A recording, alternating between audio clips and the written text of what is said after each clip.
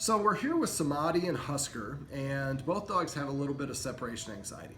Now, unlike most of my clients, it appears that the dogs do have some rules and structure in their daily lives. We don't have as much exercise as we would like. Samadhi has a hip issue, and so he's got extra weight that I'm going to talk off camera about some ways that the Guardian can reduce his calorie intake to help him start dropping weight.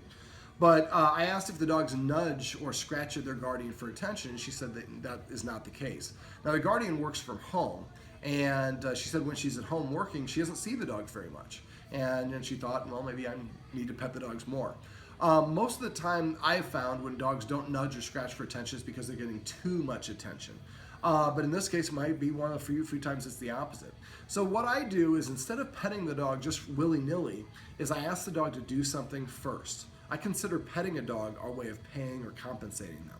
Now, like us, there's sometimes you do things at work that you don't particularly care to do, but you do it because you're paid to do it.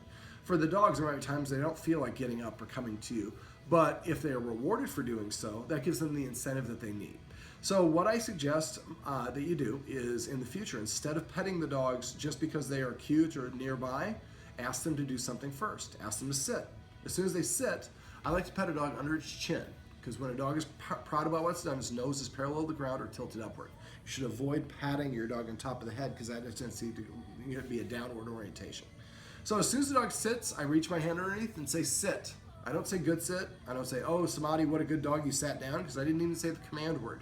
When you're training a dog for commands, verbal commands, they need to hear it twice. When you give the command one time only, and then when they sit or do whatever the command is, then you pet them at the same time that you give them the treat or the reward. They should hear the command word simultaneously. So the dog sits. I'm not going to say good sit. I'm just going to say sit. And when it sits, I pet it and say sit. Now, after I start petting it, I can pet it for an hour if I want to. But I would advise you to stop petting your dog unless it does something first.